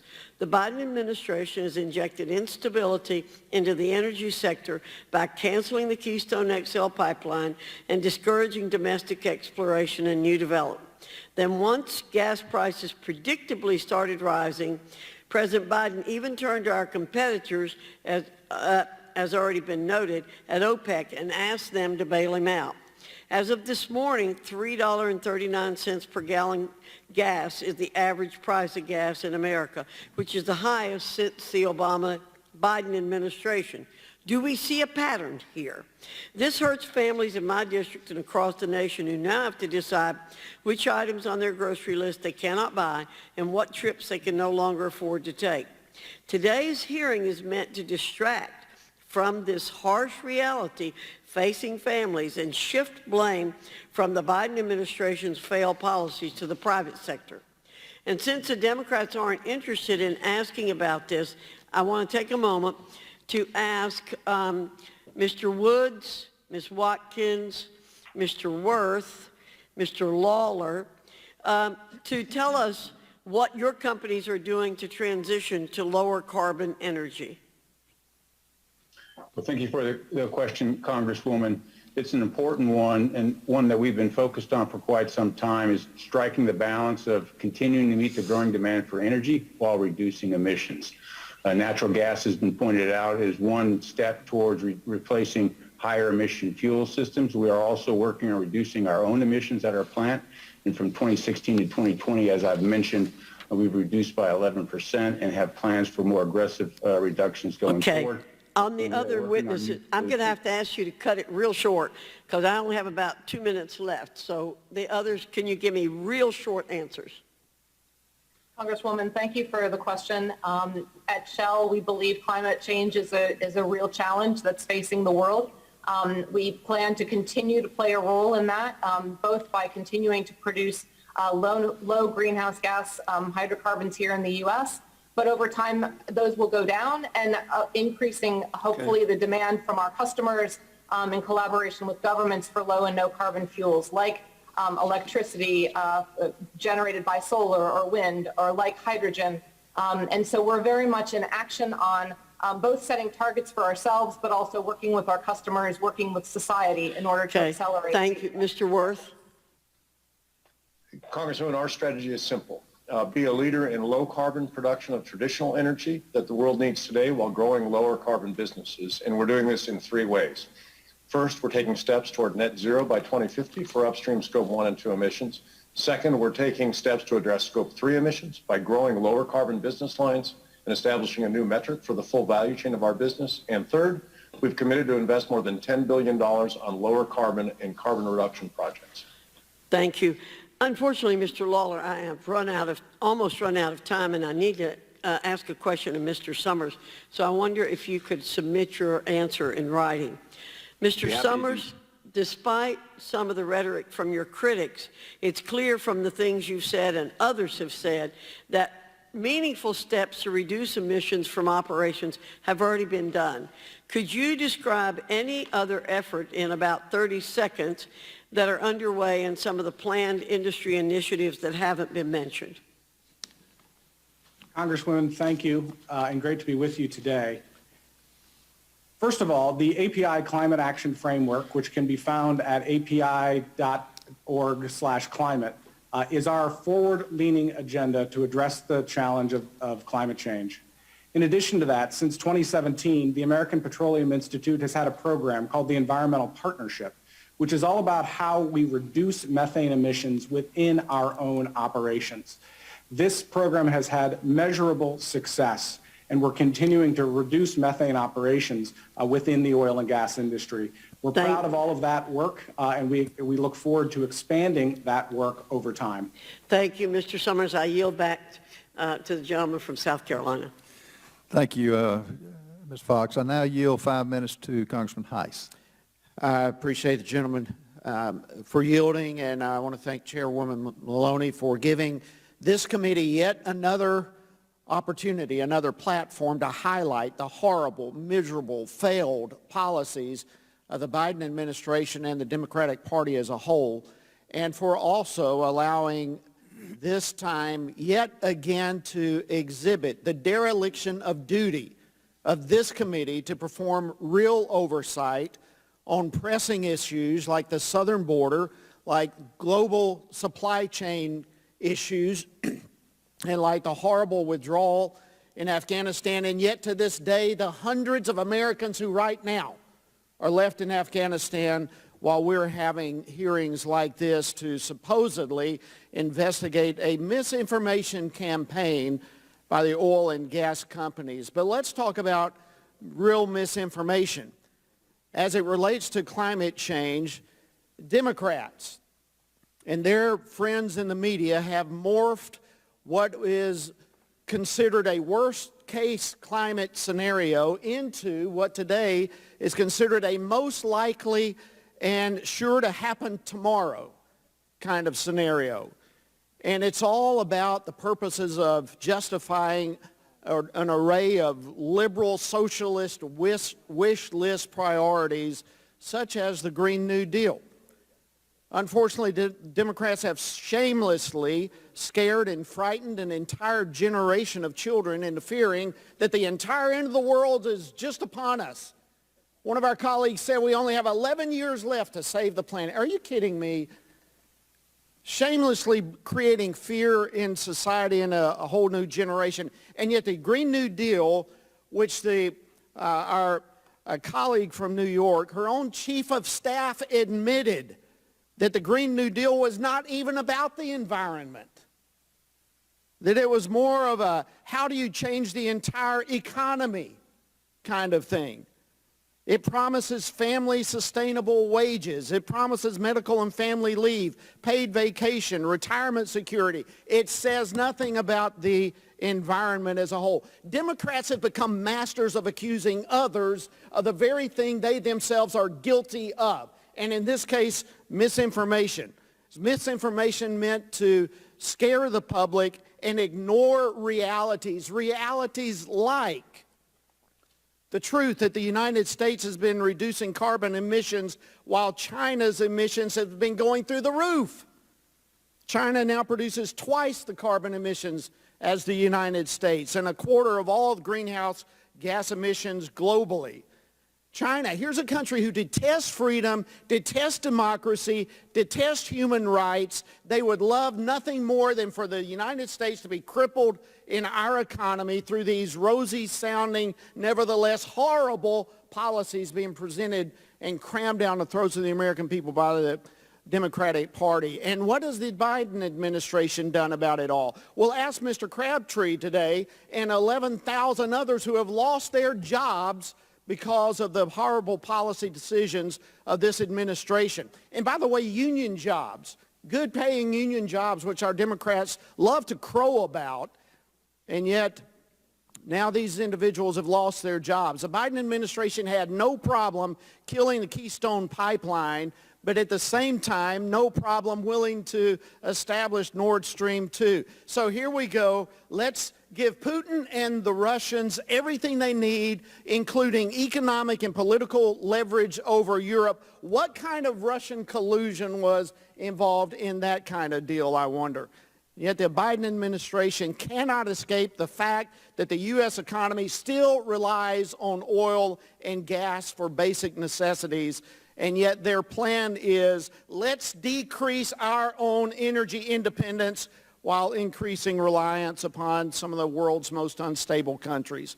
And yet now these companies that we're talking to today who are being villainized are at the same time being begged by the Biden administration to help the reducing energy prices. The hypocrisy is insane. My time has expired, and with that I'll yield back to the gentleman from South Carolina. Thank you. Our time's expired, Mr. The gentleman yields back. The gentlewoman from the District of Columbia, Ms. Norton, is recognized for 5 minutes. Thank you, Ms. Maloney, Chairwoman Maloney, for this important hearing with fossil fuel companies. There's ample evidence that the fossil fuel industry has worked to deceive the public and sow doubt about climate science, and that's been going on for decades. But the tactics they are employing are not new. They are a mirror image of tactics used by tobacco companies decades ago. In 2019, Sharon Eubanks, a former Justice Department prosecutor, testified before this committee's Civil Rights and Civil Liberties Subcommittee that similar to big tobacco, oil companies have, quote, and here I'm quoting, denied that there was a consensus, and at the same time their internal documents show they knew there was a consensus. Mr. Woods, are you familiar with a scientist by the name of Frederick Seitz, yes or no? No. All right, Dr. Seitz was a prominent scientist, even heading the National Academy of Science in the 1960s. According to the Union of Concerned Scientists in the 1990s and 2000s, Dr. Seitz advised a number of ExxonMobil-funded groups on scientific research. At the same time, he published several articles questioning science, climate science, including a 1995 Wall Street Journal piece arguing against a report issued by the UN's Intergovernmental Panel on Climate Change. In 1998, he led a petition calling for the United States to leave the Kyoto Protocol. Dr. Seitz claimed in a letter with the petition that, and here again I'm quoting, increased atmospheric carbon dioxide is environmentally helpful. Mr. Woods, were you aware that before he began publicly questioning climate science, Dr. Seitz had a role advising tobacco companies on their medical research? No, I'm not familiar with Dr. Seitz, so I don't have any of that context. In the 1970s and 80s, Dr. Seitz advised the R.J. Reynolds tobacco company, helping oversee millions of dollars in research funding. He later explained that the tobacco companies, quote, didn't want us looking at the health effects of cigarette smoking. Big Oil tries to distinguish itself from big tobacco, but the fact is the disinformation campaign used for decades by the fossil fuel industry mirrors big tobacco itself in its playbook.